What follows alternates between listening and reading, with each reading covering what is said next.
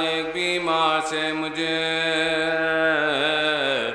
رہی سب گھر چھوٹا، باپ ماں چھوٹے بہنیں چھوٹے برادر، باپ ماں چھوٹے بہنیں چھوٹی برادر، چھوٹا شہ سے مجھ رہی ابا سے دلاور چھوٹا، پڑ گیا غل کے برادر سے برادر، پڑ گیا غل کے برادر سے برادر، چھوٹا بولے شہ ہم سا نہ ہوگا کوئی آوارہ وطن خبر نانا کی جٹی، خبر نانا کی جٹی چھٹا گئے، چھوٹا یاد بیٹے کی بھلا بھولتی بانو کیوں کہیں، بعد 18 برس کے علی اکبر، بعد 18 برس کے علی اکبر، چھوٹا ایک بیمار سے مجھے رہی سب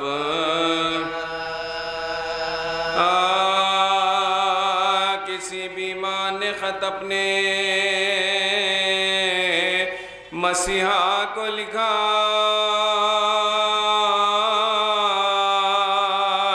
حال بیماریوں کا بیٹی نے بابا کو لکھا، جو جو ارمان تھا دل میں شے والا کو لکھا، اور سلام اپنا ببیدان زہرا کو لکھا، اور سلام اپنا ببیدان زہرا کو لکھا، دل میں خوش تھی کہ میرا غجو پہنچ جائے گا، ہے یقین اب کوئی لینے کے لیے آئے گا، ہے یقین اب کوئی لینے کے لیے آئے گا، ختم القاب یہ بے کس نے کیا تھا مرقوم،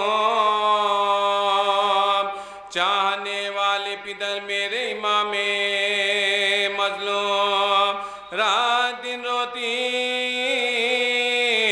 پڑی رہتی ہوں اب تو مغموم، آپ تو بھول گئے خیر یہ میرا مقصود، آپ تو بھول گئے خیر یہ میرا مقصود، نہ گلا تم سے نہ کوئی شکایت بابا، مبارک ہو سکینہ سے محبت، مبارک ہو سکینہ سے محبت بابا، خیر تم کو نہ صحیح مجھ کو ہے تم سے الفت، کسی صورت مجھے دکھلاؤ تم اپنی صورت، جانتی ہوں کہ سکینہ پا بہت ہے شفقت، اچھا ہے بابا بہن کی میں کروں گی خدمت، اچھا ہے بابا بہن کی میں کروں گی، مجھ کو بلوا کے وہاں میرا بھی دل شاد کرو، لوکنیدی میں سکینہ کی مجھے یاد کرو، لوکنیدی میں سکینہ کی مجھے یاد کرو، گرے نہیں مجھ کو بلاتے ہو تو آؤ بابا، شوق سے اپنی سکینہ کو بھی لاؤ بابا، اس کو سینے پا سلاتے ہو سلاؤ بابا، ہم کو رلواتے ہو تو خیر، ہم کو رلواتے ہو تو خیر، رنج سہتی ہوئی دنیا سے گزر جاؤں گی، آپ آتے نے ایک روز میں من، آپ آتے نے ایک روز میں من، آرزو ہے کہ توریاں پائے آپ کی جان سے دورا جو ہم جائیں اپنے ہاتھوں سے کفن آپ مجھے پہنائے اور تکلیف کا تذکرہ اور تکلیف کا تذکرہ سے دیا دانا سواری یہاں ٹھہرائے گا دفن کرتے مجھے آپ دفن کرتے آپ چلے تھا رقم حضر علمدار کو تحریر کے عباس چچا دور افتادہ بھتیجی سے ہوئے تم پاقبا سنتے ہیں آپ کی ہر بات کو میرے بابا مجھ کو بلوائیے یا لائیے ان کو میں فدا چوموں گی ان کے قدم تم کو دعائیں دوں گی ان کی بھی اور تمہاری بھی بھلائے ان کی بھی اور تمہاری لکھا اکبر کو کہ اے باپ کے پیارے اکبر اور پھوپھی جان کے بھی راج دلارے اکبر میرے بابا کی ضعیفی کے سہارے اکبر ہے یہ بیمار بہن غور کرنا ہے یہ بیمار بہن غور کرنا رے وعدہ لے جانے کا تھا دیکھیے کب آتے ہیں آپ تو آتے نہیں خلق سے آپ تو آتے نہیں خلق سے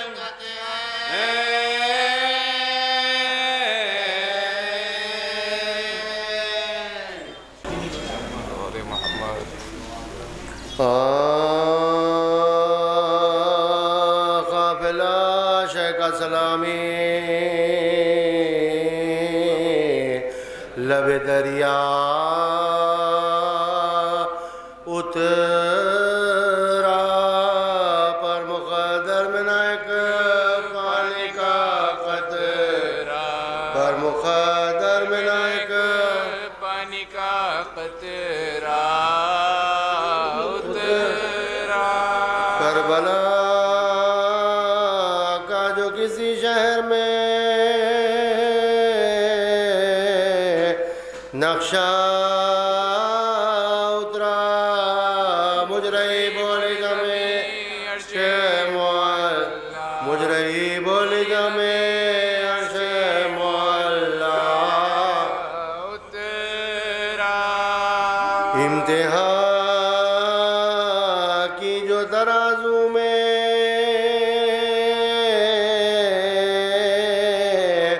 خزانے تولا اور وفاداری شابیر میں پورا اور وفاداری شابیر میں پورا فوج منزل پہ اترتی تو سکینہ کہتی صاحبو دیکھو کدھر ہے میرا بابا صاحبو دیکھو کدھر ہے میرا بابا اترا قافلہ شیخ سلام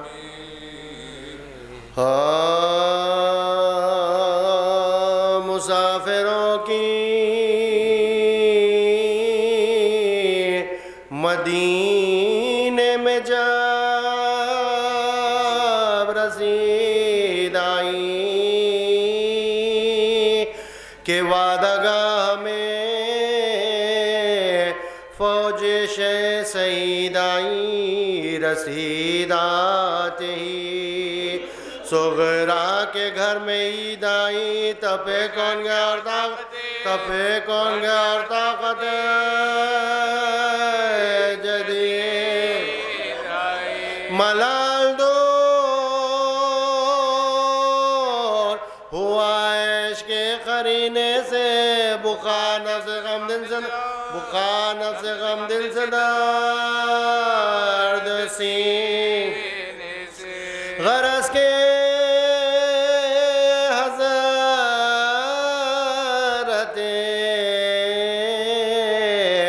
ام البنی کو بلوایا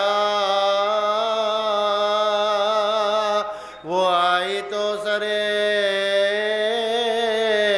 تسلیم اٹھ کے نیوڑایا وہ ہنس کے بولی کے کیوں یاد مجھ کو فرمایا کہا مریض نے خوش ہو کے شے کا خط آیا ہمارے دل فقط نامہ بر نے چین دیا محمد نبی کو خط محمد نبی کو خط حسین دیا یہ کہے کہ مادر عباس کو لیا ہمراہ محمد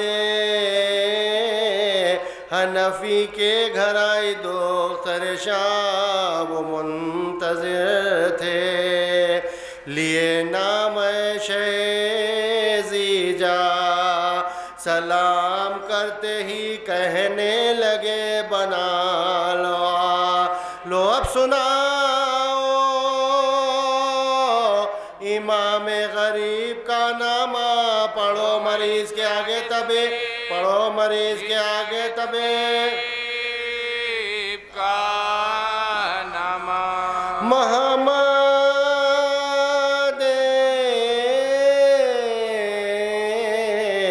حنفی نے کیا لفاف کو بار نکالا شقے پر نور سید و شہداء پڑھا جو نام میں الخاب اپنا رو کے کہا حسین تیرے کرم پر میں لاکھ جان سے فدا کہاں میں تیرا برادر بجا برابر ہوں تو جانے ختم رسول تو جانے ختم رسول تو جانے ختم رسول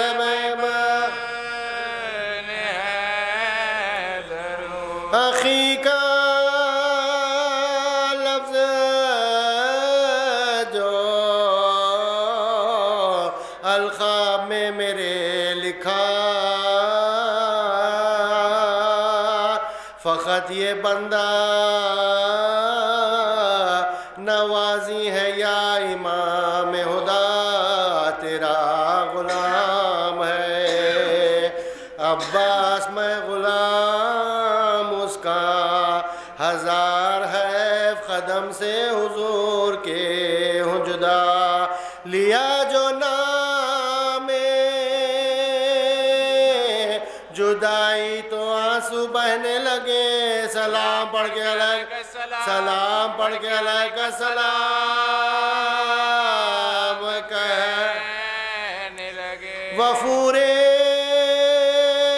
فکر سے صغرا جو سخت گھبرائیں چچا کا اپنے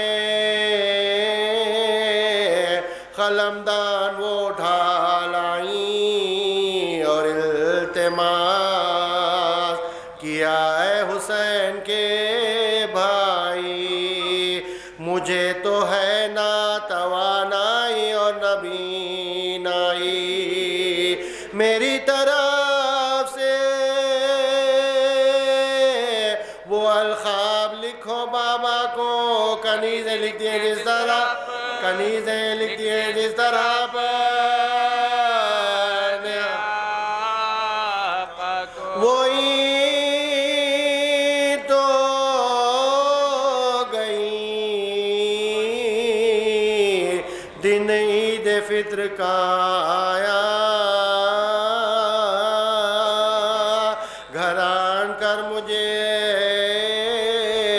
ہم جولیوں نے رلوایا کسی نے گہنا کسی نے لباس دکھلایا کوئی یہ بولی کہ عیدی میں میں نے یہ پایا ہر ایک خوش تھا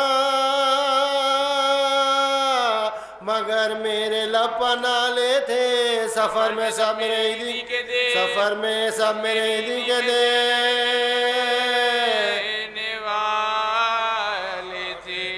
نظر میں پھرتا ہے عید گزشتہ کا آنا وہ عیدگاہ میں اکبر کا دھوم سے جانا بہن کے واسطے میوے خرید کر لانا وہ اماں بانوں کا ہر دم گلے سے لپٹانا بجبر اب تو بغل گیر جس سے ہوتی ہوں بہن سکینہ کو میں یاد کر بہن سکینہ کو میں یاد کر کہ روتی ہوں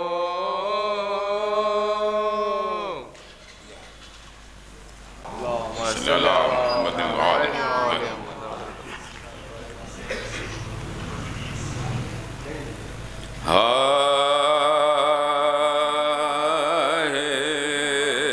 سوزان لپتکائی اشک ناب آنے کو ہے جوش میں گل ہے دعا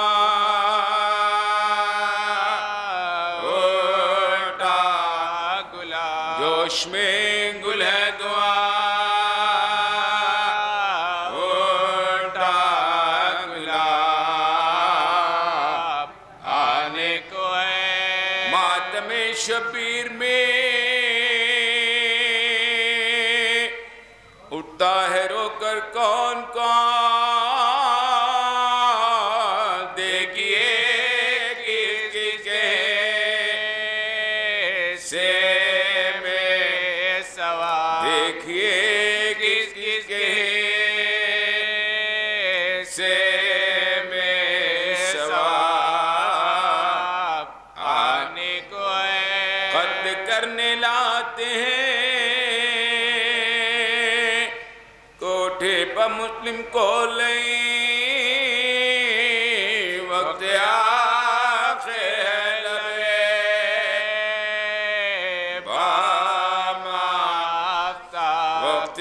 آخر ہے لبے بابا مالک ہے آہ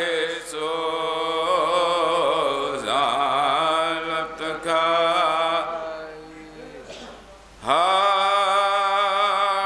مسلم پا لینوں کی چڑھائی ہے سہر سے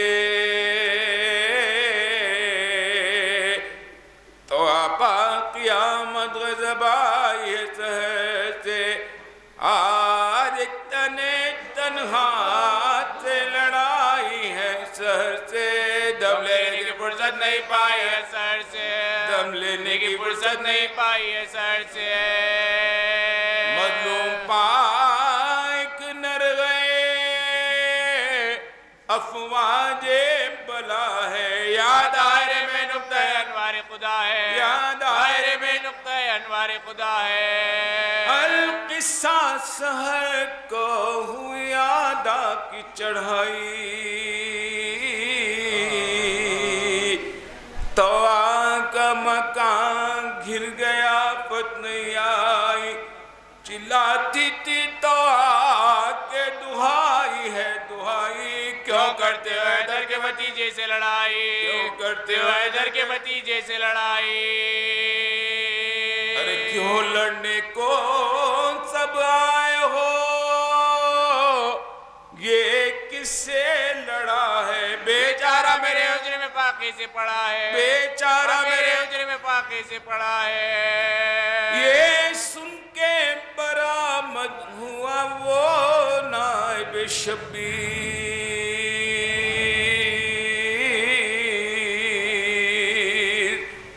بادل کی طرح چھا گئے سب ظالم بے پیر، ہاتھوں میں تلی برچھیاں چلوں سے ملے تیر، پڑھنے لگی مظلوم پر شمشیر پر شمشیر، پڑھنے لگی مظلوم پر شمشیر پر شمشیر، دیوار پام بوتا اور پام کے اوپر بلوا تھا جب مسلم ناکام کے اوپر، بلوا تھا جب مسلم ناکام کے اوپر، ناگان بدندہ پلگا سنگ جفا کار،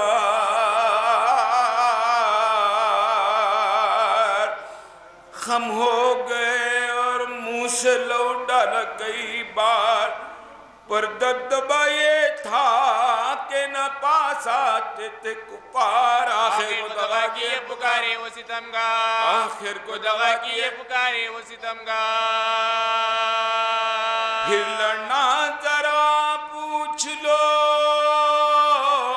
بھائی کی خبر کو، وہ ناقہ سوار آتا ہے کعبے سے ادھر کو، وہ ناقہ سوار آتا ہے کعبے سے ادھر کو، مدت سے سنا تھا نہ جو حالے چہ والا، یہ سنتے ہی بے ساختہ تلوار کو روکا، بس منہ کو پراتے ہی اجل نے کیا مجرا، برچھی تو کلیجے میں تھی برچھی میں کلیجا، برچھی تو کلیجے میں تھی برچھی میں کلیجا، برچھی تو کلیجے میں تھی برچھی میں کلیجا، منہ سوئے نجف کر کے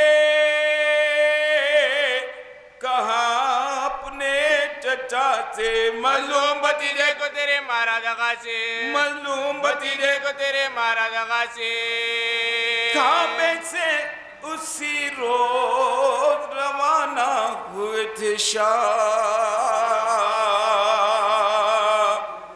مسلم تو لبے گور تھے شبیر سریرا، جبریل نے کوفے کی زمین سے کہا ناگاہ، حکم خدا ہے تو بلند اتنی ہو واللہ، حکم خدا ہے تو بلند اتنی ہو واللہ، مسلم شہر مظلوم کی تصویر کو دیکھے، شبیر نے دیکھے وہ شبیر کو دیکھے، شبیر نے دیکھے وہ شبیر کو دیکھے، کوفے کی طرف شاہ نے چہرے کو پھرایا، سیدانیوں نے محملوں سے پردہ اٹھایا، اللہ نے مسلم کا جمال ان کو دکھایا، بیٹھا ہوا تلوار کے نیچے نظر آیا، بیٹھا ہوا تلوار کے نیچے نظر آیا، باہم تھی نگاہوں میں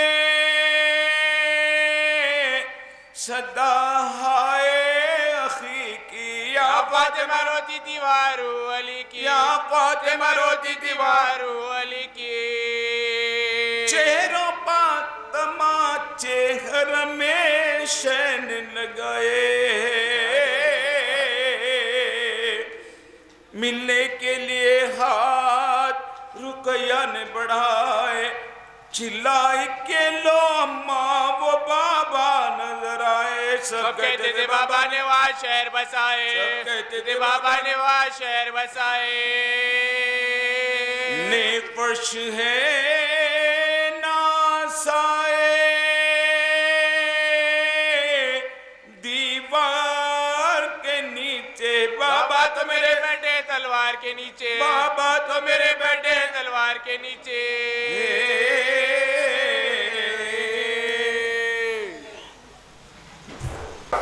جو آپ کی خدمت میں منعقد ہوئے ہیں، یہ آپ ہمارے بانی مجلس رضا بھائی کے والد محترم بنا کردہ مجالس ہے، عرصہ دراز اسے گزر چکا ہے، 50 سال سے زیادہ کا عرصہ، 77 ایئرس کا عرصہ گزرا ہے۔ ان میں کئی خطبہ اور ذاکرین نے ان مجالس میں خطاب کیا اور اس خاکسار کو اب ذکر کرنے کا شرف حاصل ہے۔ اس طویل مدت میں خدمت اہل بیت کی خاطر ان مجالس کے اہتمام کے بدلے پروردگار دو عالم نے اپنے جوار رحمت میں جگہ عطا فرمائے، ان کے درجات کو بلند فرمائے۔ ایک بلند ترین صلوات اور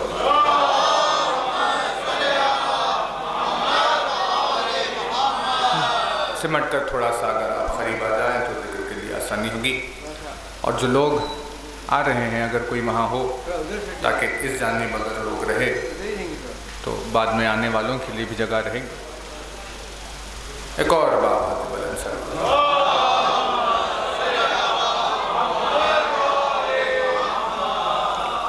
لا حول ولا قوة الا باللہ العلی العظیم۔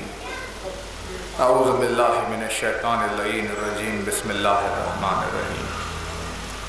الحمدللہ الذی قصرت عن رؤیتہ ابصار الناظرین وعجزت عن نعتہ اوہام الواثقین۔ صلی علی محمد وآلہ الطاہرین ولعنۃ اللہ علی اعدائہم وقتلتہم اجمعین۔ من الآن إلى قیام یوم الدین، اما بعد فقد قال اللہ سبحانہ تبارک و تعالی فی کتابہ المبین وقولہ الحق۔ بسم اللہ الرحمن الرحیم، الحمدللہ رب العالمین۔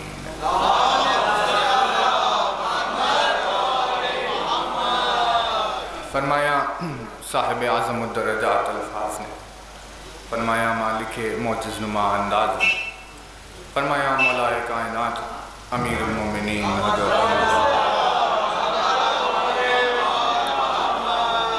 مولا کائنات کے جس مبارک و مقدس فرمان سے آپ کی خدمت میں مجلس کا آغاز ہے، اپنی اس بے مثل و بے نظیر حدیث میں مولا کائنات نے اہمیت عرفان کے تعلق سے بیان فرمایا۔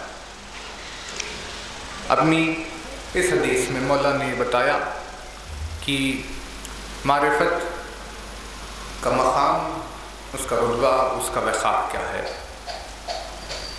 اور اس وقار کے ذریعے سے اپنے چاہنے والوں کے دل میں معرفت کے شوق کو مولا نے جگایا۔ خدمت میں آپ کی زیارت جامعہ پر مجالس چل رہے ہیں، لیکن انشاءاللہ روزانہ اس زیارت کے آغاز سے پہلے عرفان پر 2 جملے آپ کی خدمت میں کہتے رہیں گے۔ عرفان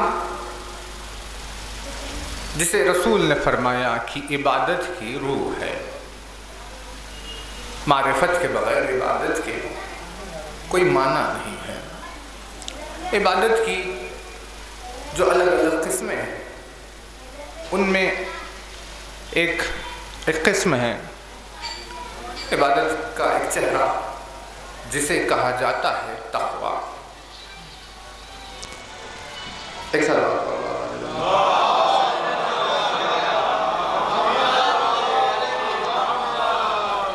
ایک چہرہ کہ جسے تقویٰ کہا جاتا ہے، جیسے ایمان ہے، جیسے ایقان ہے، جیسے یقین ہے، ویسے تقویٰ بھی۔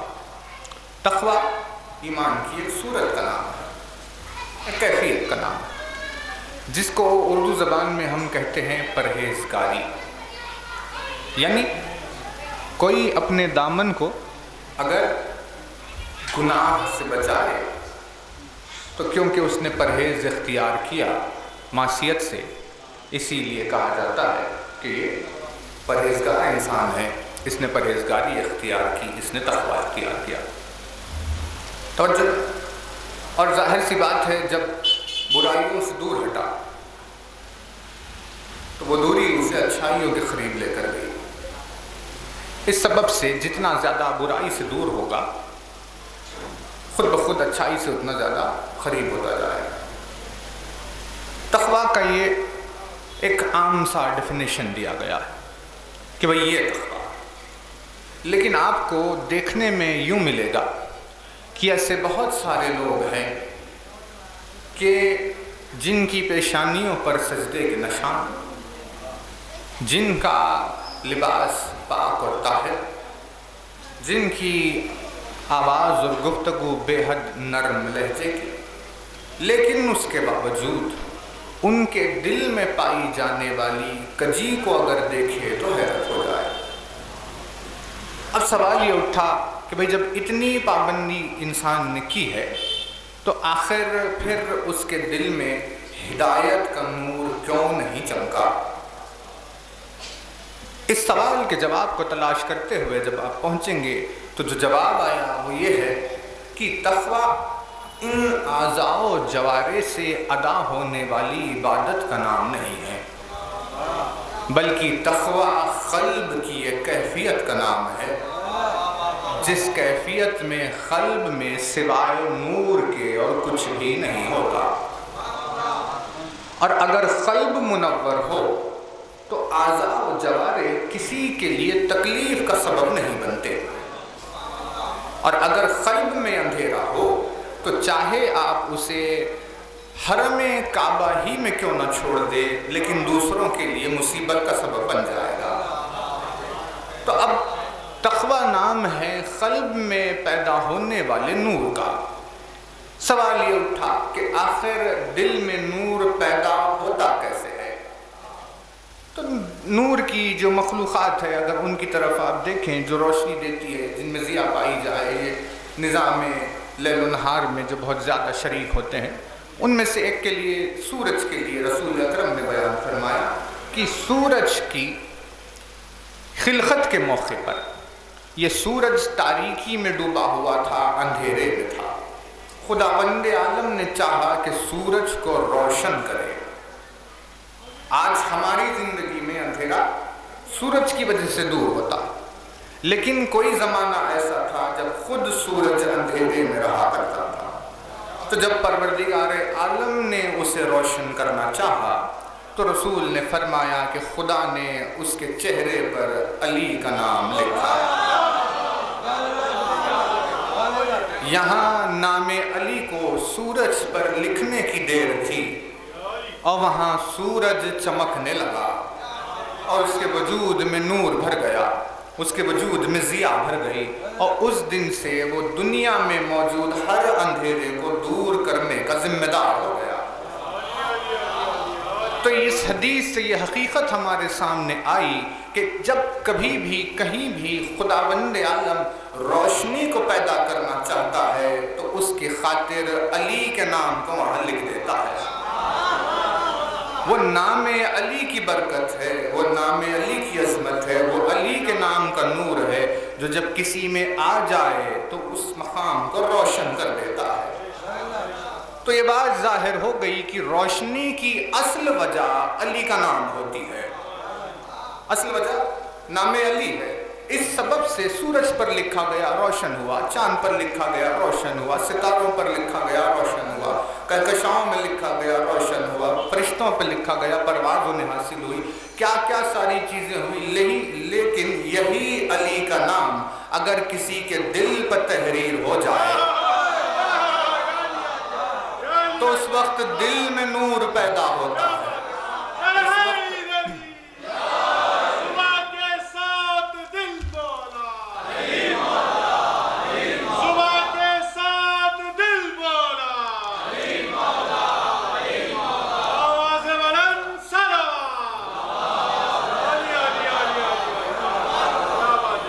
جب علی کا نام دل پر لکھ دیا جائے تو دل میں روشنی پیدا ہو جاتی ہے، اور جب دل روشن ہو جائے تو پھر اس کے بعد اعضاء و جوارح سے بھی نور چھلکنے لگتا ہے۔ یعنی اعضاء و جوارح سے کہ نور کا سبب روشنی قلب ہوتی ہے، اور روشنی قلب کا سبب علی کا نام ہوتا ہے۔ بغیر روشنی کے تقویٰ نہیں ہو سکتا، اور کیونکہ نام علی کے بغیر وہ روشنی نہیں آ سکتی، اسی لیے رسول نے فرمایا کہ تقویٰ حقیقتاً علی کی محبت کو کہتے ہیں۔ تقویٰ کسے کہتے ہیں؟ الفت علی کو کہتے ہیں۔ کیوں؟ دیکھیے، جیسے ہماری مثال اگر آپ لے لیں، ہم جب چھوٹے ہوا کرتے تھے تو میتھس ہمیں نہیں پسند، ہم اس سبجیکٹ سے پریشان تھے کہ بھئی کیا کریں۔ آپ کی زندگی میں بھی ایسے 50 واقعات ہیں، آپ یاد کریں گے تو آپ کو واضح ہو جائے گا۔ اب زبردستی پڑھانے کے لیے ٹیوشن لگایا گیا، اسکول بھیجا گیا، کیا کیا، لیکن اب دلچسپی نہیں ہے تو کیا کرے بتا۔ لیکن ایک روز ہمارے جو پرنسپل تھے، یعنی ہمارے برادر ایمانی جو ہمارے سر ہے، کبھی کبھی مجلس میں آتے ہیں، وہ میتھس پڑھانے کے لیے آتے ہیں، اور انہوں نے اس انداز سے اس سبجیکٹ کو پڑھانا شروع کیا کہ دل میں موجود بیزارگی محبت میں بدل گئی، اور اس کے بعد سے لے کر آج تک ہمارا فیوریٹ سبجیکٹ وہ ہو گیا۔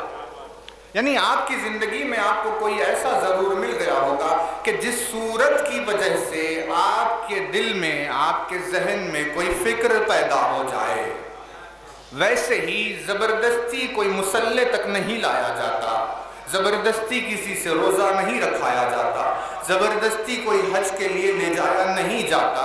یہ ایک معجزہ ہے کہ اگر کسی کے دل میں علی کا نام چمک اٹھے تو پھر اس کے بعد سے مسلح پر بھی وہ خود ہی چلا جاتا ہے، روزے کی پابندی بھی وہ خود ہی کر لیتا ہے، حج کے لیے بھی وہ خود ہی نکل جاتا ہے۔ یعنی عبادتوں کے انجام دینے کی اصل وجہ قلب میں علی کے نام کا چمکنا ہوتا ہے۔ اسی لیے الفت علی کو تقویٰ کہا گیا۔ اور اب عرفان کا تقوی سے اتنا زیادہ خاص رشتہ ہے کہ جو فرمان آپ کی خدمت میں عرفان کے تعلق سے مولا نے بیان کیا، فرماتے ہیں کہ لِكُلِّ شَيْءٍ مَعْدَنٌ، ہر چیز کے لیے، ہر شے کے لیے ایک کان ہوتی ہے، اس کا ایک معدن ہوتا ہے۔ جیسے کوئلے کی کان سے کوئلے نکلتے ہیں، ہیرا نکلتا ہے، معدن، ویسے ہی ہر چیز کے لیے کان ہوتی ہے۔ اور تقوی کی کان، وَمَعْدِنُ التَّقْوَى قُلُوبُ الْعَارِفِينَ، فرماتے ہیں اور تقوی کی معدن عارف کا دل ہوتا ہے، یعنی عارف کے قلب سے تقوی کا آغاز ہوتا ہے، عارف کے سینے سے تقوی کا آغاز ہوتا ہے۔ تقوی کی معدن عارف کا قلب ہوتا ہے۔ اس سبب سے تقوی کے معنی یہ ہوئے، تقوی کا ڈیفینیشن یہ نہیں ہوگا کہ کثرت صوم و صلاۃ کو تقوی کہا جائے، بلکہ تقوی کا ڈیفینیشن یہ ہوگا کہ جو عارف کے قلب کی کیفیت ہوتی ہے اسے تقوی کہا جاتا ہے۔ اسی لیے عرفان پر اتنا زیادہ زور دیا گیا، کیونکہ اگر معرفت نہیں ہوگی تو تقوی نہیں ہوگا، اگر علی کو پہچانا نہیں جائے گا تو تقوی نہیں ہوگا۔ اور یہی تقوی کی دلیل اللہ نے اس دنیا کے آغاز میں رکھ دی، اور جب آدم کے سامنے سجدے کا ذکر ہوا تو وہ ابلیس جو اپنی لاکھوں برس کی عبادت پر ناز کرتے کرتے اپنے آپ کو بھی فرشتوں میں سے سمجھ رہا تھا، تو اللہ نے اسے آزمانا چاہا اور کہا کہ اب ہم یہ دیکھتے ہیں کہ تجھ میں تقوی کا معیار کتنا ہے۔ لہذا آدم کا پتلا تیار ہوا، سجدے کا حکم نہیں ہوا، کہا ابھی رکے رہو جب تک کہ میں اپنی روح اس میں نہ پھونکوں، جب میں اپنی روح پھونک دوں تو تم ان کے سامنے سجدے میں گر جانا، جب روح پھونک دوں تو سجدے میں گر جانا۔ پروردگار عالم نے روح سے پہلے آدم کے سجدے کو جائز قرار نہیں دیا، اور روح کے پھونکے جانے کے بعد ایک پل کے لیے بھی ٹھہرنے کو برداشت نہیں کیا، اور جب اس نے سجدے کا انکار کیا تو اللہ نے اسے ابلیس بنا دیا، کہا میرے سامنے صبح و شام یہ سجدے، یہ تحلیل، یہ تکبیر، یہ تمہید، یہ تمجید، یہ سب کرتے رہنے سے تیرا تقوی ثابت نہیں ہوگا، بلکہ تیرا تقوی اس وقت ثابت ہوگا جب تیرا قلب علی کی بارگاہ میں سجدے میں جھک جائے۔ بھائی توجہ ہے نا؟ اسی لیے فرمایا رسول اکرم نے کہ تقوی کا آغاز عارف کے دل سے ہوتا ہے۔ معرفت کے بغیر تقوی کی کوئی گنجائش ہے ہی نہیں، عقل کے بغیر تقوی کی کوئی گنجائش ہے ہی نہیں۔ تو روز محشر حساب و کتاب کے تعلق سے بیان فرماتے ہیں کہ قیامت کے دن ایک صف میں کھڑے ہوئے جو لوگ تھے، نماز جو پڑھ رہے تھے، ہم بھی اسی میں ٹھہرے ہوئے ہیں، وہ بھی اسی میں ٹھہرا ہوا، ایک ساتھ نماز پڑھی، ایک ساتھ رکوع کیا، ایک ساتھ سجدے کی۔ پہنچے قیامت کے دن، خداوند عالم نے کہا تمہاری نماز کی جزا 7، تمہاری نماز کی جزا 8 ہے نا؟ سب کو ان کی عبادتوں کی برابر جزا نہیں ملنے والی۔ اب سوال اٹھا کہ بھئی جب ایک عبادت ایک ساتھ انجام دی ہے تو پھر آخر جزا میں فرق پیدا کیوں ہو گیا؟ جواب میں رسول نے فرمایا کیونکہ روز محشر اعمال کی جزا باعتبار عمل نہیں دی جائے گی بلکہ باعتبار عقل دی جائے گی۔ جو جتنا بڑا عاقل ہوگا، جو جتنا بڑا عارف ہوگا، اس کے اتنے چھوٹے عمل کی اتنی ہی زیادہ جزا دی جائے گی۔ لہٰذا اپنی مختصر سی حیات میں ہم فیہا خالدون والی جنت کو حاصل کرنے کے لیے انسان کے پاس بس ایک ہی چارہ ہے کہ وہ معرفت حاصل کرے۔ اس معرفت کے لیے ہمیں زیارتیں بھی تعلیم دی گئی، دعائیں بھی تعلیم دی گئی کہ ان کے ذریعے سے معرفت اہل بیت حاصل کرو۔ آپ کی خدمت میں ذکر چل رہا ہے زیارت جامعہ، جس زیارت کے بتانے پر امام حدی نے اس کی تلاوت سے پہلے کہا کلمہ توحید پڑھ لینا، تمہارے ایمان کی جلا بھی ہو جائے گی، دیکھنے والے اعتراض سے خالی بھی ہو جائیں گے، اور اس کے بعد زیارت شروع کرنا۔ اب توجہ رہے، زیارت کے جملے آپ کی خدمت میں سے السلام علیکم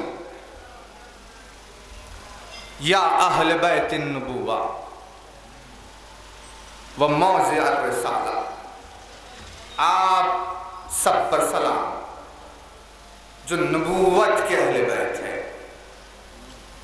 اور رسالت کے موضع، یعنی وضع، سٹیبلٹی، ٹھیک ہے نا، جن کی وجہ سے رسالت سٹیبل ہے، کھڑی ہوئی، ان کو سلام۔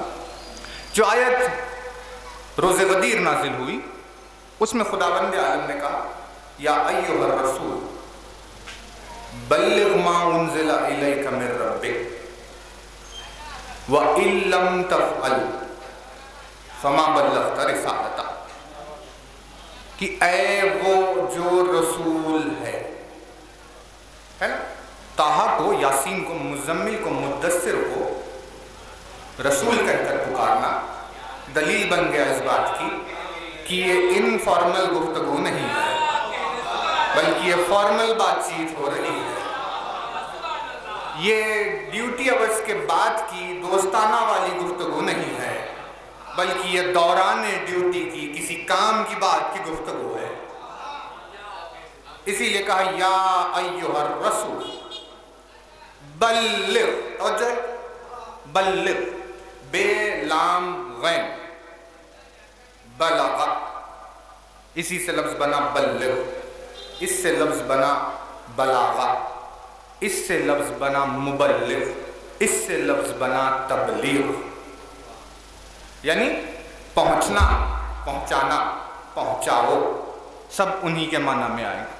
تبلیغ کہتے ہیں پہنچانے کو، لیکن اللہ نے لفظ بلغ کو صرف علی کی ولایت کے وقت استعمال کیا، جس سے معنی یہ نکلے کہ تبلیغ کسی چیز کو نہیں کہا جاتا سوائے پیغام ولایت علی کے پہنچانے کے۔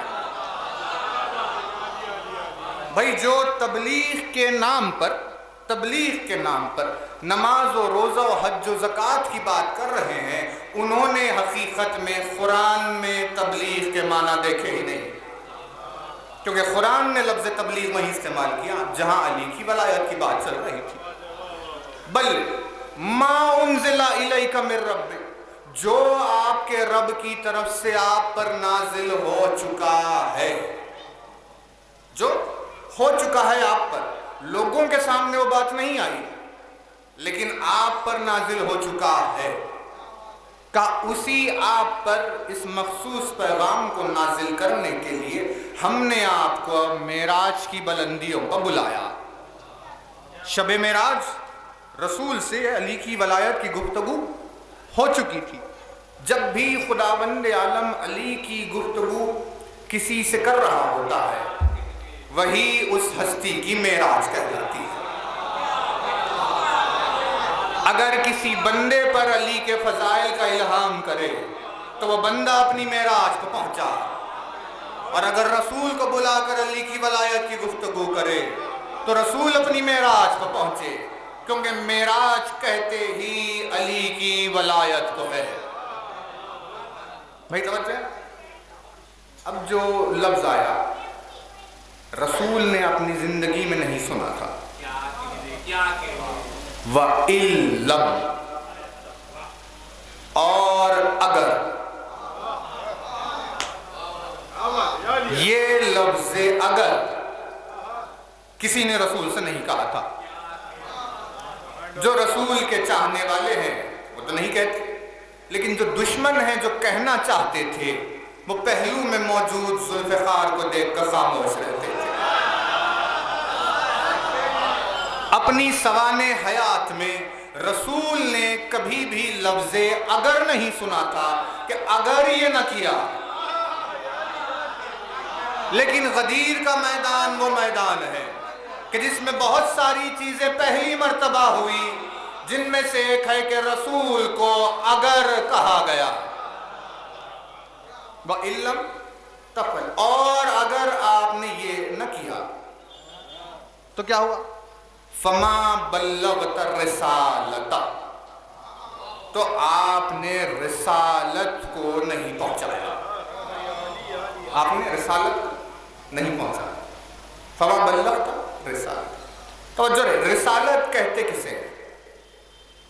رسالت کہتے ہیں رسول کے عمل کو، ہے نا؟ جیسے کسی ڈاکٹر کے عمل کو آپ سرجری کہیں گے یا آپریشن کہیں گے، کسی انجینئر کے عمل کو آپ آرکیٹیکچر کہیں گے، ویسے ہی رسول کے عمل کو رسالت کہا جائے۔ چاہے وہ خاموش بیٹھا ہو رسالت ہے، چاہے وہ بول رہا ہو رسالت ہے، کھڑا ہوا ہو رسالت ہے، سو رہا ہو رسالت ہے، کچھ بھی کر رہا ہو، رسول نے جو کیا وہ رسالت ہے نا؟ توجہ،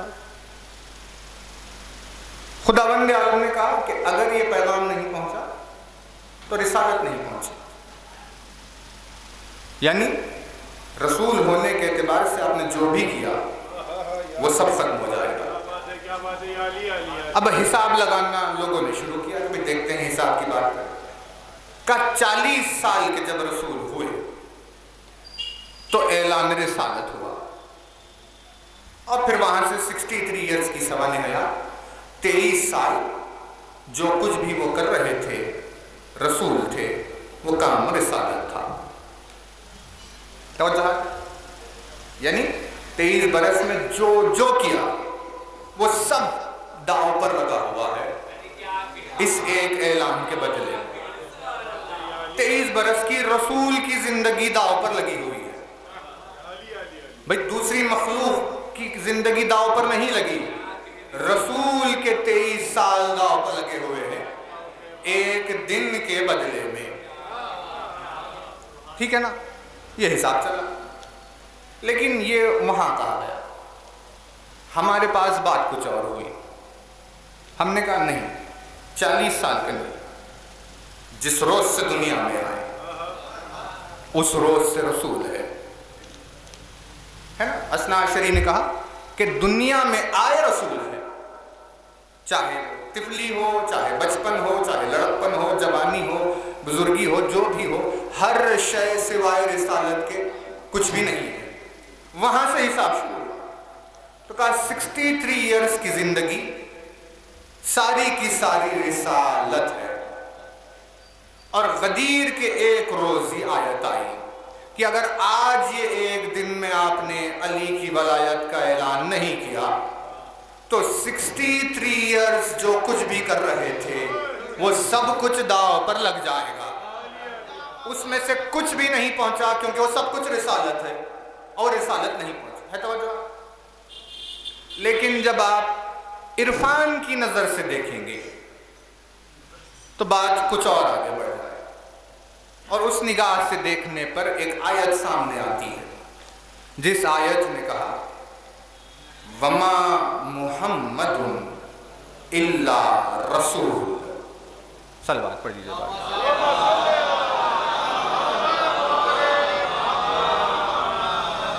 توجہ۔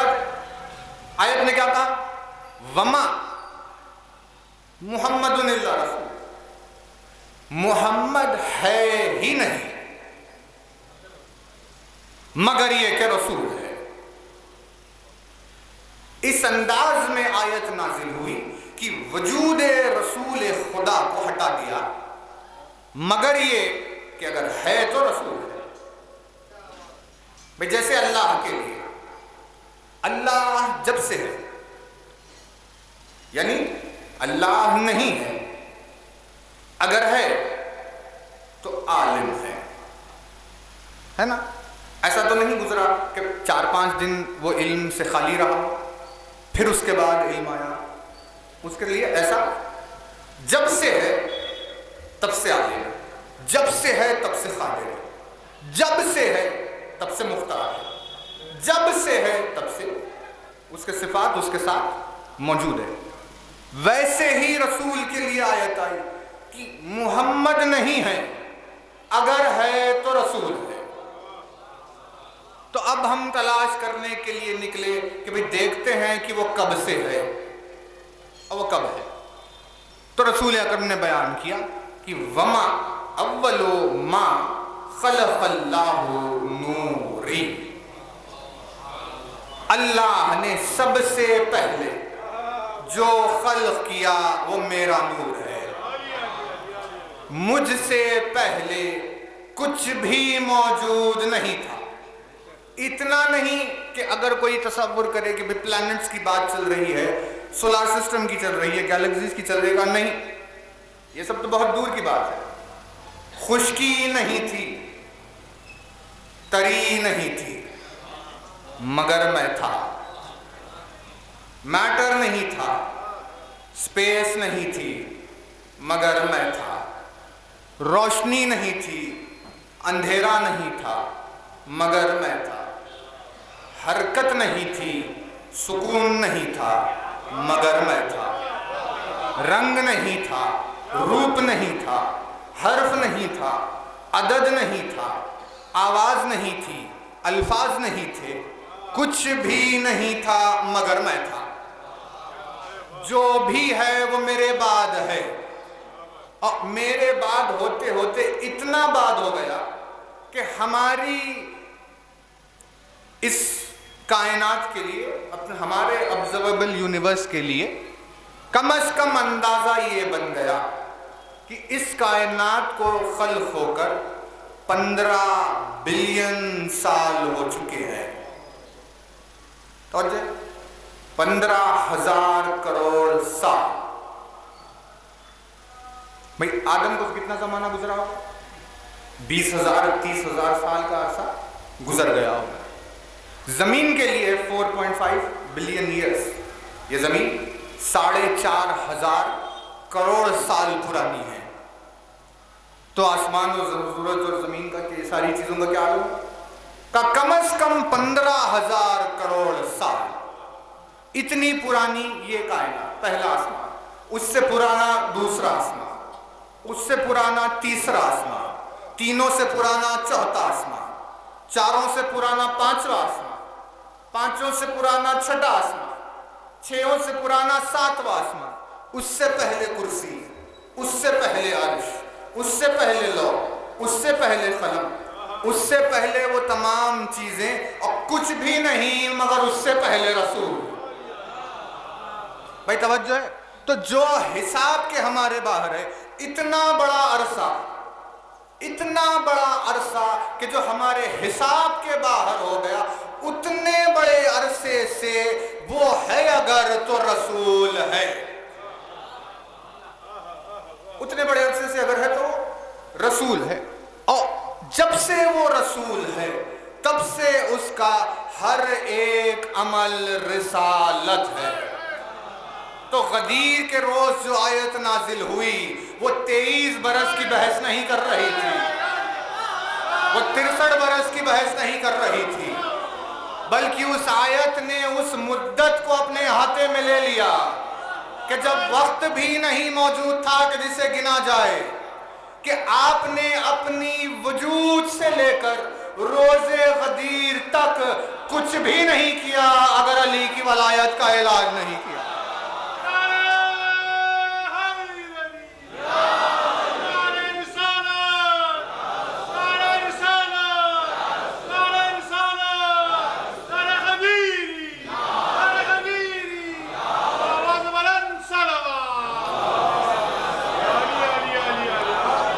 भाई फमा बल्लग़्त रिसालता में वो हद महदूद नहीं, वो वक्त की कोई ऐसा दायरा नहीं जो मखलूक के शुमार में आ जाए।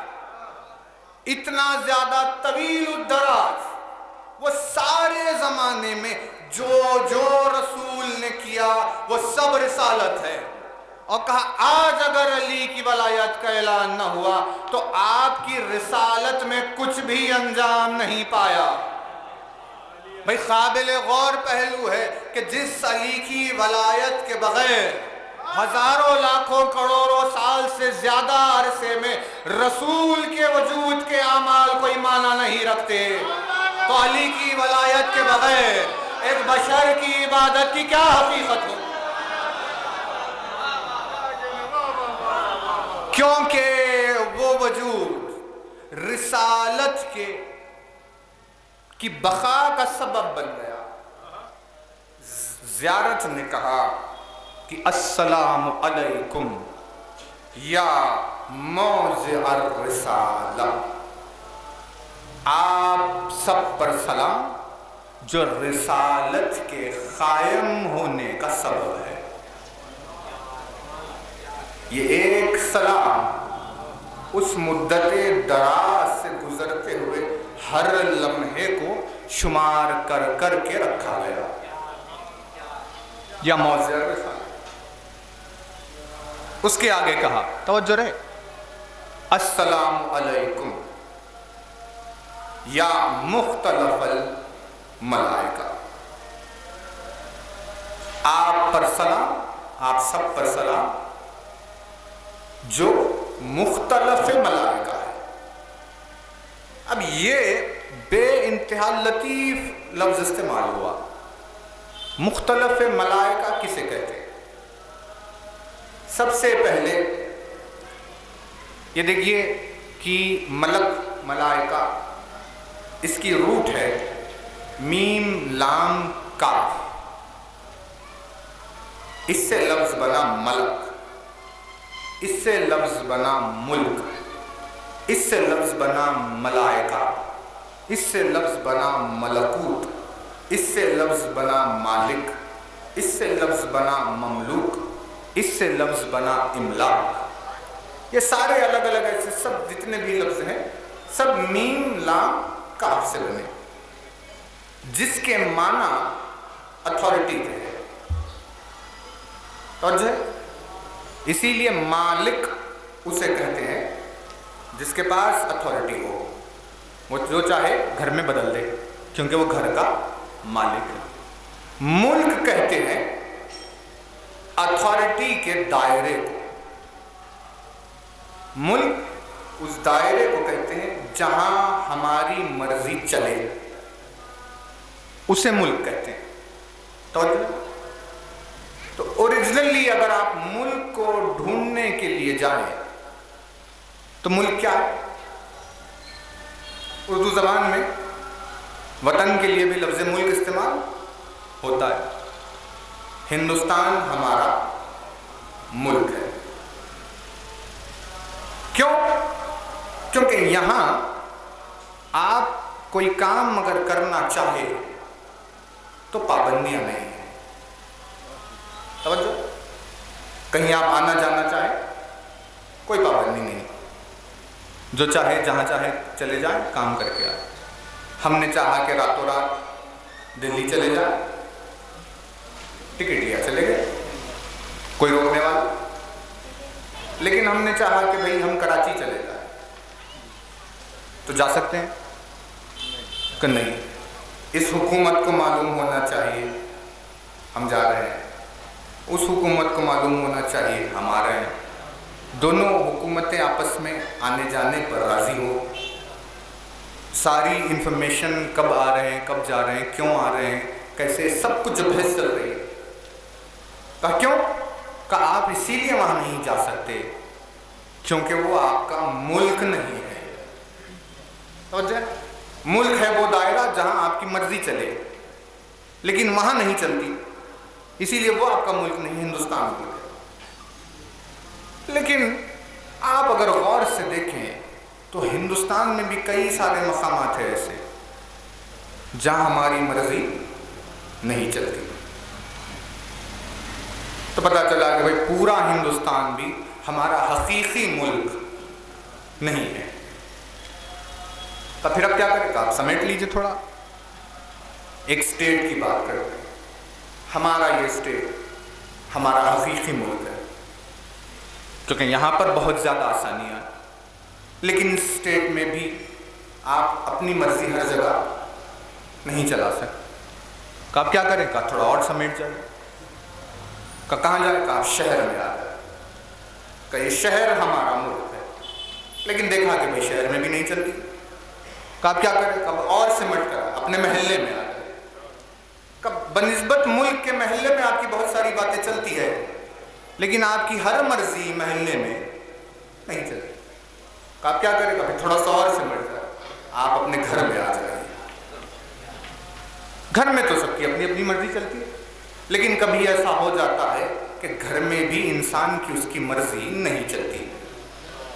تو پھر اب کیا کریں؟ کہ اب سمٹتے سمٹتے وہ آ گیا اپنے جسم کی حد تک. اب اس جسم کی حد تک میں اگر وہ کوئی کام کرنا چاہے تو اس کی مرضی پہ کوئی پابندی نہیں ہے کیونکہ یہ اس کا حقیقی ملک ہے. تو ہمیں ملک کا ڈیفینیشن سمجھ میں آیا کہ اوریجنلی ملک اس دائرے کو کہتے ہیں جہاں تک ہمارا نفس پھیلا ہوا ہو. کیونکہ بدن کے حصوں میں نفس پھیلا ہوا ہے، اسی لیے بدن پر ہمارا ہر حکم چلتا ہے. تو حقیقتاً ملک کہتے ہیں نفس کے پھیلاؤ کو، کیونکہ اسی نفس کے ذریعے سے کوئی اپنا اختیار دکھاتا ہے. اب پروردگار عالم نے کہا کہ عالمین کا ہر ایک گوشہ میرے ملک کے دائرے میں ہے. کہا کوئی تو ایسی جگہ ہوگی جہاں تیرا حکم نہیں چلتا ہو. کہا کوئی ایسی جگہ نہیں ہے جہاں میرا حکم نہ چلے. کہا اتنی بڑی کائنات کو آخر تو نے اپنے اختیار میں کیسے لے لیا؟ کہا اسی لیے کیونکہ میرا نفس کائنات کے ہر گوشے میں موجود ہے. نفس اللہ اللہ کا ملک ہے. ملک کی حقیقت یہ ہے. توجہ ہے نا؟ اسی سے لفظ بنا ملک. ملک کہتے ہیں اسے جسے اللہ نے کوئی اتھارٹی دے دی، یہ کام تم کر لو. بارش برسانے کے لیے رات سے کہہ دیا بارش تم دیکھ لو. میکائیل کھانا بانٹ لے، اسرائیل لوگوں کی روح قبض کر لے. کیونکہ انہیں تھوڑی تھوڑی اتھارٹی دی گئی، اسی لیے ان کا نام پڑ گیا ملک. ملائکہ یعنی اتھارٹی رکھنے والے لوگ. اتھارٹی کا کیا عالم ہے؟ بھائی پوری دنیا پر جس کی بادشاہت چل رہی ہو وہ اپنی عصا کے سہارے سے ٹیکا لیے کھڑا ہوا تھا اور ملک الموت داخل ہو گیا. بھائی ہوا نہیں چلتی حکم سلیمان کے بغیر, اور انہوں نے کہہ دیا کوئی داخل نہ ہونے پائے اندر محل میں, کمرے میں. لیکن جب کسی کی آہٹ محسوس کی تو بادشاہ کا غروب و جلال پکار اٹھا, کہا کون آیا میری مرضی کے بغیر؟ تو اس نے جواب دیا کہ بھائی وہ آیا ہے جسے کہیں آنے کے لیے اجازت کی ضرورت نہیں ہوتی. پلٹ کر دیکھا تو ملک الموت ہے. کہا آپ آ گئے؟ کہا جی آپ کا وقت ہو گیا. اتنے بڑے بادشاہ کو ملک الموت نے جو عصا پر سہارا لے کر کھڑے ہوئے تھے اس کیفیت سے بیٹھنے کی اجازت نہیں دی. یہ ہے ایک ملک کی اتھارٹی. بھائی توجہ ہے نا, اتنی اتھارٹی جن کو اللہ نے اتنا اختیار دے دیا کہ اگر تم چاہو تو سلیمان کو جس حالت میں پاؤ اس حالت میں ان کی روح لے لو. تمہیں اس بات کا اختیار ہم دے رہے ہیں. ایسے اختیارات رکھنے والے کو ملائکہ کہا جاتا ہے. اب زیارت جامعہ میں سلام عرض ہوا ان ہستیوں پر جو مختلف الملائکہ ہے, یعنی اتنی زیادہ اتھارٹی رکھنے والا ملک جس بارگاہ میں آ کر عاجز ہو جائے اس بارگاہ میں رہنے والوں پر ہمارا سلام. بھائی توجہ رہے. دیکھیں لفظ مختلف عجیب لفظ استعمال ہوا. اس کی روٹ کیا؟ اس کی روٹ ہے خیر لام فے. خلف سے لفظ بن گیا خلاف, خلاف سے لفظ بن گیا مخالف, مخالف سے لفظ بن گیا مختلف, مختلف اختلاف. یہ سب کچھ یعنی اس کے معنی کیا ہو؟ اس کے معنی ہے ایک دوسرے کی ضد ہونے کے. توجہ ہے. مخالف کون ہے؟ حق کے مخالف, باطل, خیر کے مخالف, شر. مخالف میں جو آ جائے وہ ضد ہو گیا. توجہ. اب یہ ہے مختلف الملائکہ, وہ گھر جو مختلف ملائکہ کا ملک جب وہاں آ جائے تو مخالف ہو گیا. یہی معنی نکل رہا ہے. مختلف الملائکہ کا مطلب کیا ہو کہ بھئی وہاں آیا تو خلاف ہو گیا. تو اس کے معنی اب کیا لیے جائیں اس لفظ کو جو زیارت میں رکھا گیا؟ کہا اس کے معنی یہ ہے کہ خداوند عالم کی جنہیں اتھارٹی ملی ہے, جنہیں پروردگار عالم کی بارگاہ سے ایسے ایسے اختیارات ملے ہیں کہ بھئی اختیارات کو دیکھ کر آنکھیں حیرت میں پڑ جائے, وہ صاحبان اختیار جب اس بارگاہ میں آتے ہیں تو ان کی ضد نظر آتی ہے کہ وہ کہیں سے بھی مختار دکھائی نہیں دیتے, ہر لحظے سے عاجز دکھائی دیتے ہیں. ہر لہجے سے, ہر طرف سے, ہر مقام سے, ہر روح سے عاجز دکھائی دیتے ہیں. کہ اتنی بڑی اتھارٹی رکھنے والا بار بار کھٹکے مارے جا رہا ہے. اے بھائی چلے جائیے اندر, کیا ہوا آپ کو؟ کہ سلیمان کے موقع پر تو آپ نے کھٹکا مارنے کی زحمت بھی نہیں کی. عرب دروازے سیدہ پر دستک دیے جا کرے, وہ انتظار کر رہے ہیں. کہا کیا ہو گیا؟ کہا وہ ہمارا اختیار دربار سلیمان میں نظر آئے گا, لیکن جب ہم اس بارگاہ میں آتے ہیں تو اختیار کی ضد نظر آتی ہے اور ہم محتاج دکھائی دے رہے ہیں. مختلف الملائکہ. توجہ. دوسرے معنی ہے اس کے, ایک اور معنی مختلف, کسی ڈائیورس چیز کو کہتے ہیں. اختلاف, الگ الگ الگ الگ ہے نا. جیسے رینبو میں 7 رنگ, ایک کے بعد ایک کے بعد, یعنی مختلف رنگ ہے نا. ڈائیورس کو کیا کہا جاتا ہے؟ مختلف. اب مختلف الملائکہ اگر اہل بیت اطہار کو کہا گیا تو اس کا کیا مطلب؟ یعنی وہ جگہ, وہ لوگ جن کے سامنے मलकूत में डाइवर्सिफिकेशन हो जाए, समझे, यानी उनमें इख्तिलाफ हो जाए, वो डाइवर्स हो जाए। कब भाई ये समझ में नहीं आया, इसका क्या मतलब हुआ? तो अब इसकी मिसाल को आप किसी हब से ले सकते हैं, किसी एक मरकज से। जैसे मिसाल के तौर पर अगर आपने ये चाहा कि भाई इस शहर में हम शहर भर के लोगों को शरबत पिलाएंगे, ठीक है, इरादा कर लिया कि भाई अय्याम अज़ां चल रहे, शरबत पिलाया जाएगा। अब शरबत के इरादे का जब अमल अंजाम देना आपने शुरू किया तो हुआ क्या?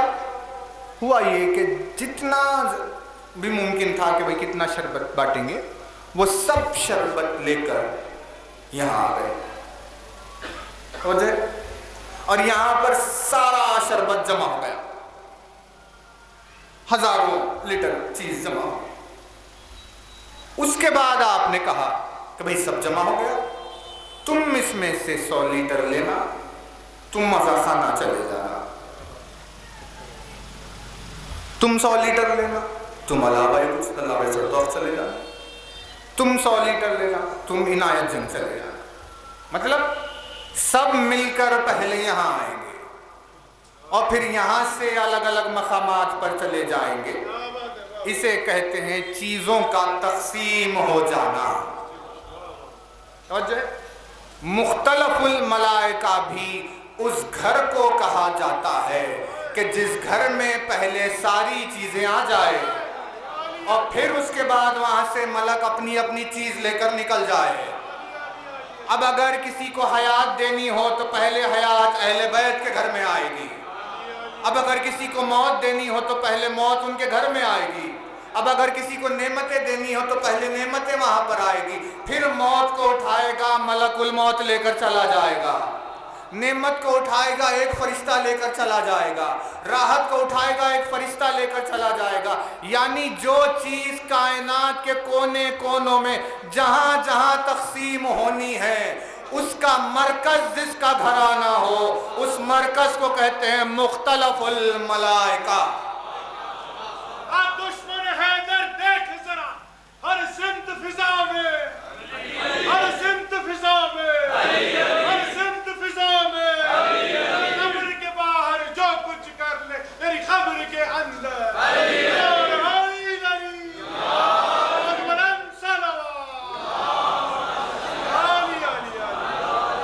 मैं तवज्जो है, मुख्तलफुल मलाइका यानी एक मरकज कि जहां सारी बातों को तय किया जाता। इसीलिए सूरह क़द्र में कहा कि तनज़्ज़लुल मलाइकतु वर्रूह फीहा बिइज़्नि रब्बिहिम मिन कुल्लि अम्रिन सलाम या हत्ता मतलाइल फज्र, कि उस रात मलाइका और रूह नाजिल होते हैं उसके पास सारे उमूर लेकर। कमला ये साल की जिंदगी उसे दे दें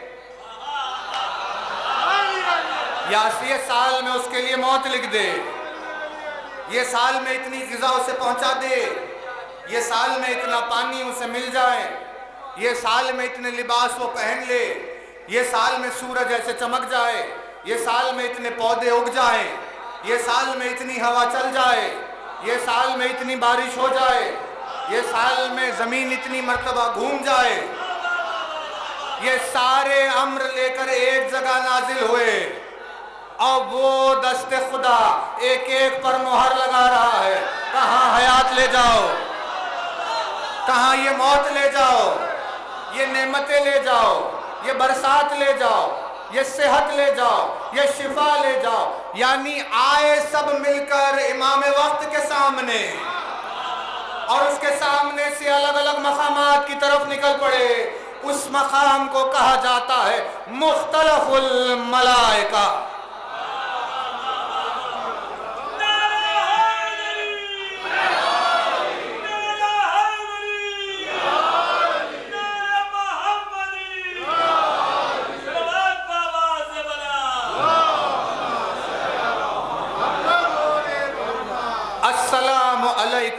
مختلف الملائکہ، سلام اس گھرانے پر جو گھرانہ ملکوت کے الگ الگ راستوں کو نکلنے کی اصل ہے۔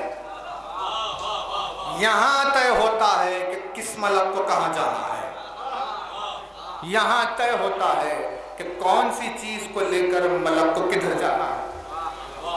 جو ملائکہ لا کر ہمیں دے جا رہے ہیں، وہ ملائکہ ان کے گھرانے سے وہ سب کچھ لے کر آتے ہیں۔ مختلف الملائکہ، توجہ ہے، ایک معنی اور ہے، دو معنی اور، تیسرے معنی اور ہے، خیلام پہ، خلف، جانشینی کو بھی کہتے ہیں، اسی سے لفظ بنا خلف، اسی سے لفظ بنا خلیفہ، یعنی وہ جو جانشین ہو۔ معنی کیا ہے اس کے؟ خلف کے معنی دیکھیں سیرت کے ہیں، سیرت کے، کردار کے، خلف کے، خلف کے۔ خلف یعنی جیسے آپ نے کہاوت میں کہیں سنا ہوگا، کتنا ناخلف بیٹا ہے نا؟ ناخلف بیٹا یعنی باپ الگ بیٹا الگ، اسے کہا جائے گا یہ ناخلف ہے۔ مطلب جیسے نوح نے کشتی بنائی اور کہا یہ کشتی نجات ہے، اس میں آ جاؤ، امت جو تھی وہ آ گئی، بیٹا پہاڑ پہ چڑھ گیا،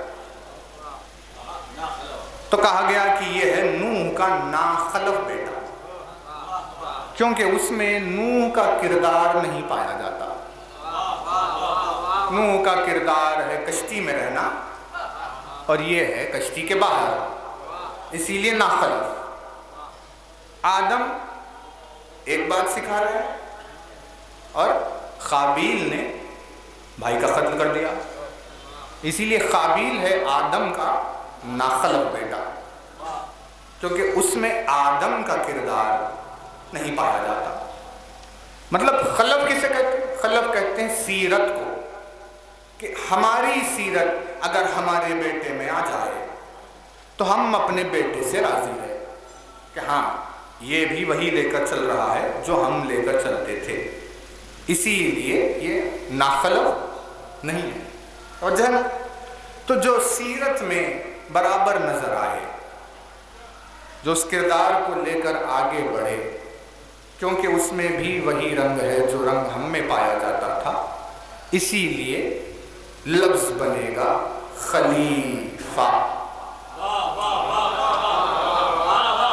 نہیں توجہ نہیں کیا بھئی، یعنی 1400 برس گزر گئے ہیں لیکن خلیفہ کے معنی ابھی تک دنیا ڈھونڈ رہی ہے۔ خلیفہ اسے نہیں کہتے جو ہمارے اس مقام سے ہٹنے کے بعد آ کر یہاں بیٹھ جائے۔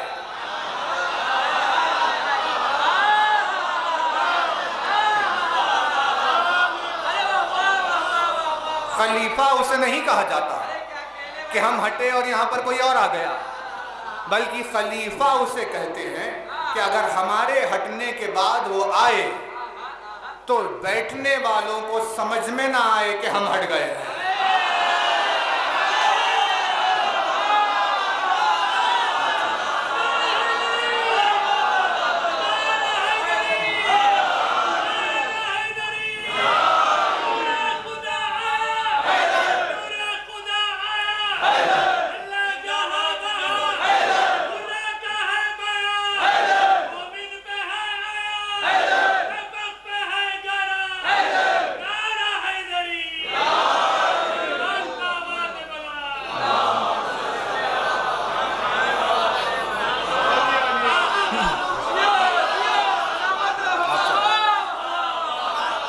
خلف سیرت کو کہتے ہیں، خلف کردار کو کہتے ہیں۔ خلیفہ وہ ہو کہ اگر اس مقام سے ہٹنے کے بعد جب وہ آ کر بیٹھے تو کسی کو فرق سمجھ میں نہ آئے کہ بھئی کیا بدلا، ویسے ہم کردار ہونے کو ویسے ہم سیرت ہونے کو خلیفہ کہا جاتا ہے۔ اب انہیں کون سمجھائے یہ مطلب کہ خلیفہ کسے کہتے ہیں؟ وہ تو یہی سمجھ رہے ہیں کہ جو اس مقام پر آ جائے گا خلیفہ ہو جائے گا۔ اگر کردار لے کر نہیں آئے تو ویسا ہی ہوگا کہ آدم کی جگہ قابیل آ گیا، نوح کی جگہ کنعان آ گیا۔ خلیفہ نہیں کہا جائے گا، ناخلف ہوتا ہے جو اس مقام پر آ جائے لیکن سیرت نہیں لے کر آیا۔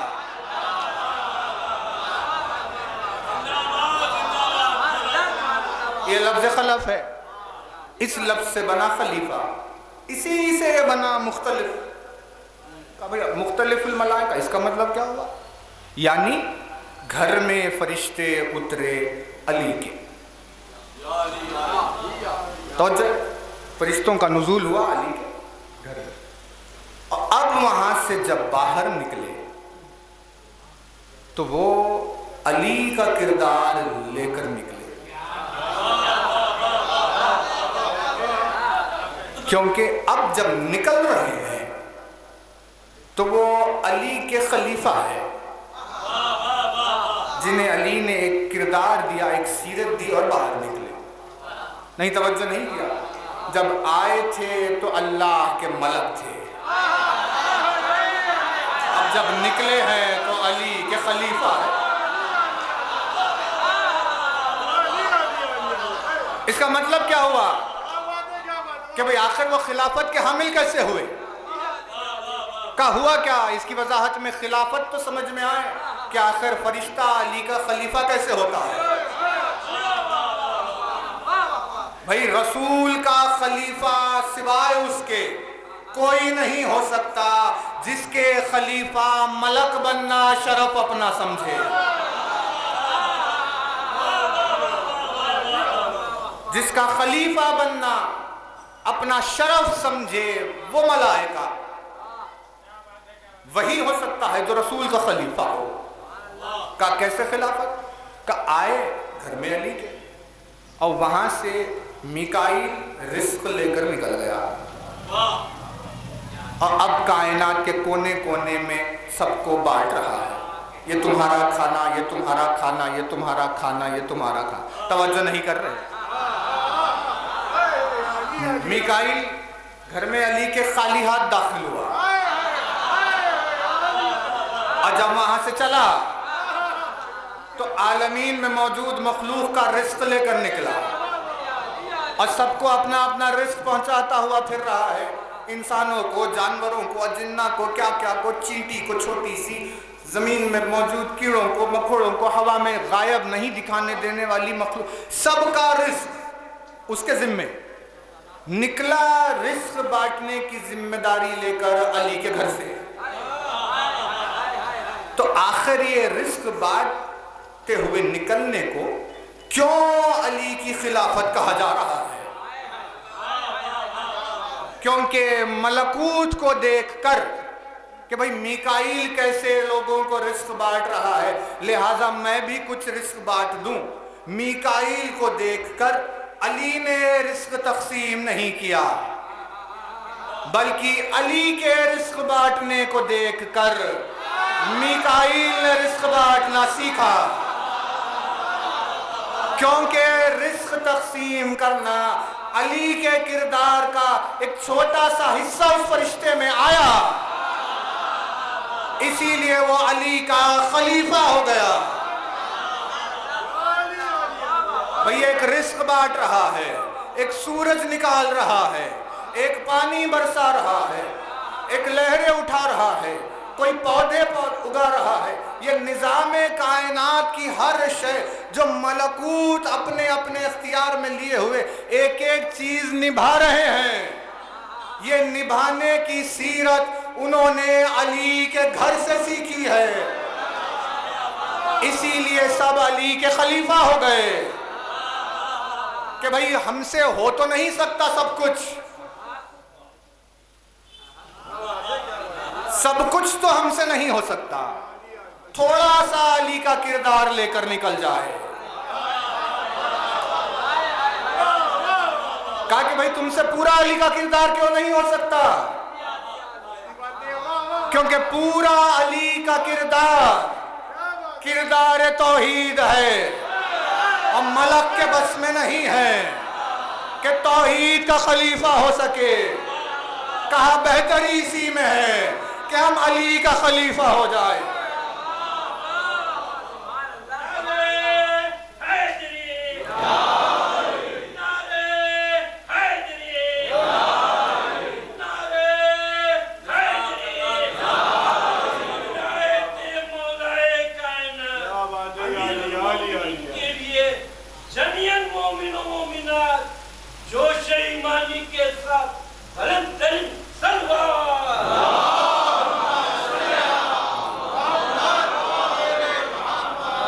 السلام علیکم یا مختلف الملائکہ، سلام ان ہستیوں پر جو مختلف ملائکہ ہے۔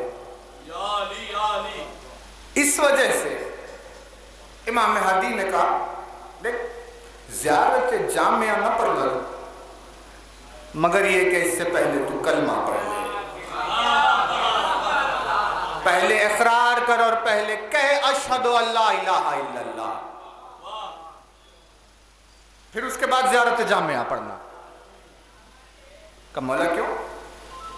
کہ دنیا ابھی اسی سوچ میں ہے قید، وہ بارش برسا رہا ہے،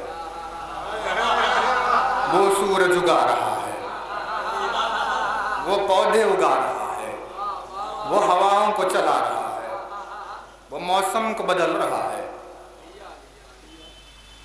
عرفان کچھ آگے بڑھا، ہر گوشے سے شرک کی آواز آنی شروع ہوئی۔ جب مولا نے اپنے خطبے میں کہا میں آسمانوں کو گھماتا ہوں، میں موسم کو تبدیل کرتا ہوں، میں بارش کو برساتا ہوں، میں سورج و چاند کی گردش کو قائم رکھتا ہوں، یہی جملہ وہ سنبھال نہیں پا رہے تھے، زیارت جامعہ سامنے آ گئی۔ کہ یہ ذمہ داریاں بھی علی کی نہیں ہیں، بلکہ ان ذمہ داریوں کو ملائکہ کے حوالے کر کے علی نے انہیں اپنا خلیفہ بنا دیا۔ اب یہ پھیلے ہوئے الگ الگ گوشوں میں جتنے بھی خلیفے ہیں وہ اپنے مرکز کے لیے کام کر رہے ہیں۔ السلام علیکم یا مختلف الملائکہ، کیا کہنے اس حکمت کے انداز کے، زیارت کے ذریعے عرفان پہنچا دیا۔ زائر نے زیارت بھی کی، زیارت کا ثواب بھی ملا، اور زائر عارف بھی ہو گیا۔ وہ مجلس کا آغاز ہو چکا ہے، انشاءاللہ آپ کی خدمت میں اسے آگے بڑھائیں، کل بات کو اور آگے رکھیں گے۔ حکمت اور کرم دین کے ہر پہلو میں چھپا ہے، اسی لیے بہت ضروری ہے کہ عرفان اس منزل پر پہنچے جہاں ہم فرق کر پائیں دین ہے کیا اور بتایا کیا جا رہا ہے۔ اس زمانے میں جو بتایا جا رہا ہے وہ دین نہیں ہے، دین کچھ اور ہے، بتایا کچھ اور جا رہا ہے۔ اس عرفان کی بلندی کی خاطر کہا بھئی ایک زیارت پر نظر کر لو، کبھی کوئی ایک دعا دیکھ لو، کسی آیت پر کبھی ٹھہر جاؤ، کبھی کوئی حدیث تو پڑھ لو، تاکہ دین کی صورت سمجھ میں آئے کہ دین کیا ہے۔ وہ حکمت ہے، اسی حکمت میں سے ایک ہے حسین کی مجلس۔ جو مجلس ہو رہی ہے زمانے میں آج ویسی نہیں ہے جو ہمیں دی گئی، وہ بنا دی گئی ہے ایسی جو ہمیں دکھائی دے۔ مجلس ہے کچھ اور، بتایا کچھ اور جا رہا ہے۔ یہ فرق کو پہچاننے کے خاطر عرفان ضروری ہے، کیونکہ مجالس وہ اثاثہ بنے ہوئے تھے جو معرفت کو قائم رکھے ہوئے تھے، تو کہا کہ بھائی اگر مجلس ختم ہو جائے تو معرفت خود ختم ہو جائے، اور پھر معرفت اگر ختم ہو جائے تو کوئی بھی کہہ سکتا ہے انا ربکم الاعلی۔ اور جہاں وہ عظیم الشان بے مثل و بے نظیر تحفے کا نام مجلس حسین۔ لبیک یا حسین، لبیک یا حسین، لبیک یا حسین، لبیک یا حسین، لبیک یا حسین، لبیک یا حسین۔ شہدائے کربلا کی معرفت اور ان کے حسنہ حسنہ پر جینا مرنا، جمیعاً مومن و مومنات جوش ایمانی کے ساتھ بلند ترین تلوار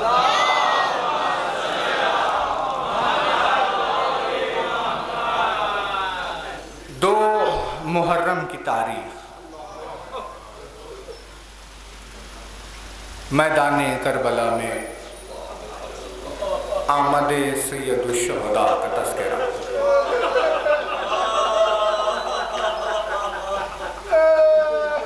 حسین سرزمین کربلا پہنچ گئے۔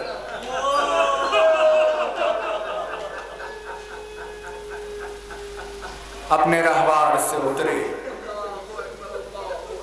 ایک مٹھی خاک اٹھائی، سون کر کہنے لگے کہ اس مٹی سے ہمارے خون کی دعا کی۔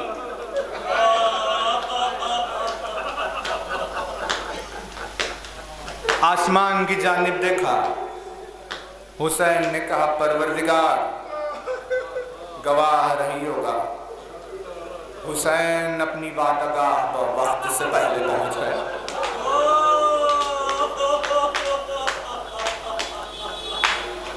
اللہ رے وہ ریت گرم اور وہ لو بھری ہوئی ہوائیں، حسین نے کہا یہی ہے وہ زمین جس زمین پر ہمیں روز محشر تک رہنا۔ دیکھتے دیکھتے زمین کربلا کا نصیب ہی بدل گیا، ہولناک بیابان سے جا کر جنت الفردوس کا نمونہ بن گئی۔ ایک واقعہ ہے جو آج آپ کی خدمت میں عرض کریں گے، اس پہلو پر کہ جب اتر گئے زمین، حسین نے کہا یہاں خیمے لگائے جائیں، یہاں ہمارے اترنے کا سامان کیا جائے۔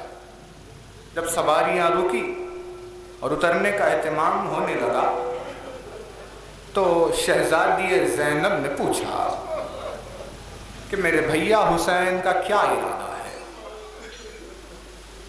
جواب دیا گیا کہ ارادہ یہ ہے کہ اب ہمیں یہیں رکنا ہے اور روز محشر تک ہمیں یہیں رہنا،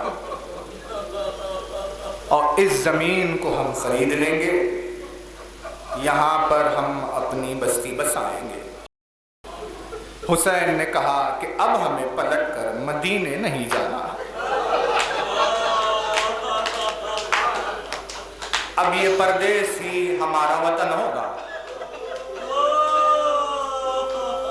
اسی سرزمین پر ہم رہنے لگ جائیں گے۔ دیکھتے دیکھتے دیکھتے یہاں پر ایک شہر بس جائے گا۔ زینب نے سنا اچھا حسین کا یہاں ایک بستی بسانے کا ارادہ۔ بنی اسد کے لوگوں کو حسین نے بلایا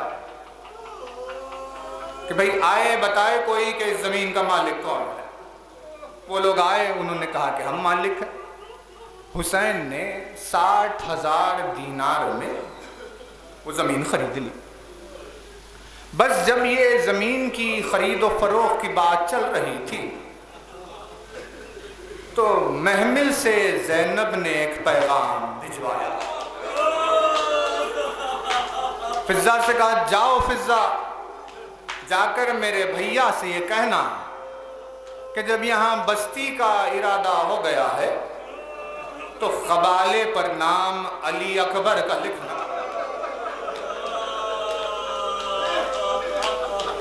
کیونکہ اب جب ہم یہیں پر رہنے والے ہیں تو میں اسی شہر میں، اسی بستی میں علی اکبر کے لیے دلہن بیاہ کر لے کر آؤں گی، اور پھر اسی کی اولاد کے تسلسل سے ہوتے ہوتے دیکھتے دیکھتے یہاں ایک بستی بس جائے گی۔ فضہ نے جا کر حسین سے کہا شہزادی چاہتی ہے کہ زمین کا نام علی اکبر پر رکھا جائے کیونکہ ان کے نام کی یہاں بستی بسانی ہے۔ بس یہ سننا تھا کہ حسین کی آنکھوں سے آنسو جاری ہو گئے۔ کہا جس کے سر پر پھولوں کے صحرے کا خواہش لیے بیٹھی ہے، اس ماجائی پھوپھی کو کوئی یہ بتائے کہ علی اکبر کے سر سے خون کا ایک صحرا جاری ہوگا۔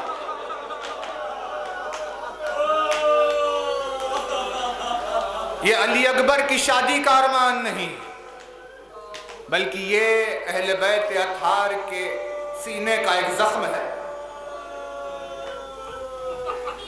ایک واقعہ دبیر نے قلم بند کیا، مرثیے میں درمیان میں وہ واقعہ آیا۔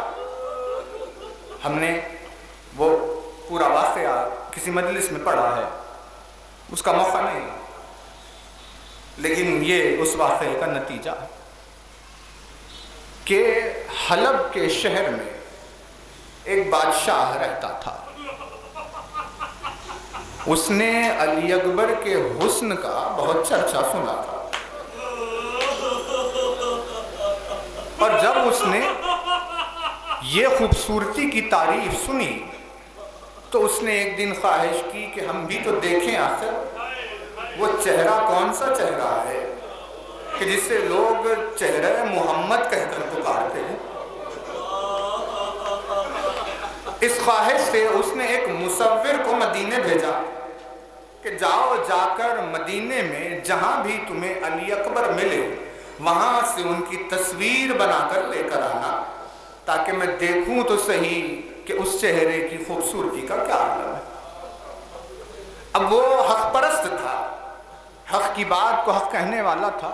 مصور آیا، اس نے تصویر بنائی اور پلٹ کر واپس چلا گیا۔ بادشاہ نے جب تصویر پر نگاہ کی تو اس نے اسی وقت یہ ارادہ کیا تھا کہ میں اپنی بیٹی کی شادی علی اکبر سے کر دوں گا۔ کربلا کتنے، یعنی ایک دن حسین کے دل کے کتنے ٹکڑے ہوئے ہیں۔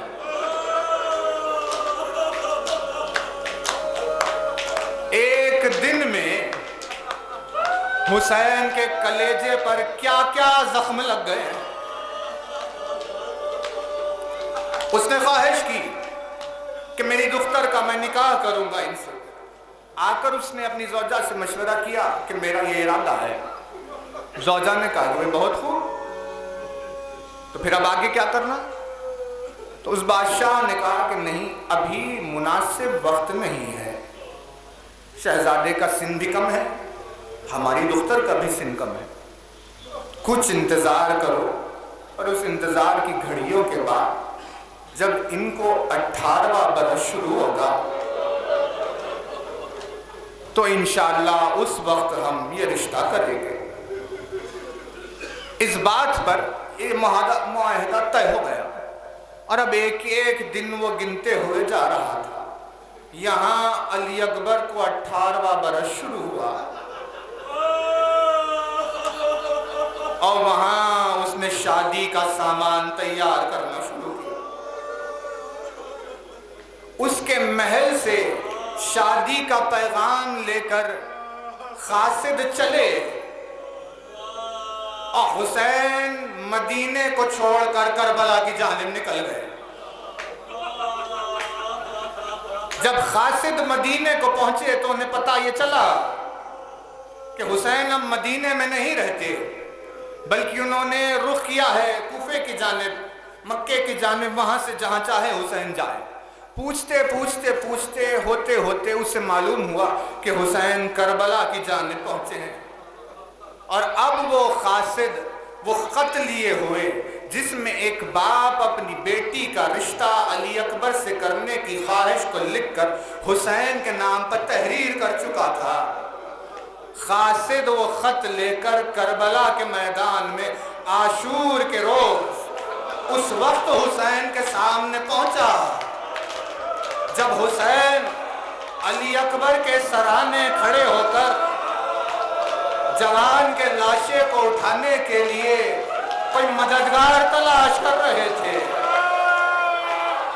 ضعیف باپ کی نگاہوں کے سامنے جوان بیٹے کا دم نکلتا جا رہا تھا اور قاصد وہاں پہنچا کہ یہ خط لے کر آیا ہوں، آپ کے بیٹے کے رشتے کا خط ہے۔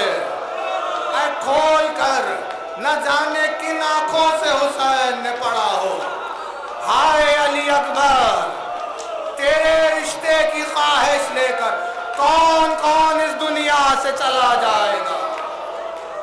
اے کربلا کے میدان میں تیری پھوپھی نے خواہش کی تھی کہ زمین کا نام علی اکبر پہ رکھا جائے، لیکن روز عاشور اسی زمین کے ایک حصے میں علی اکبر کی تدفین ہو۔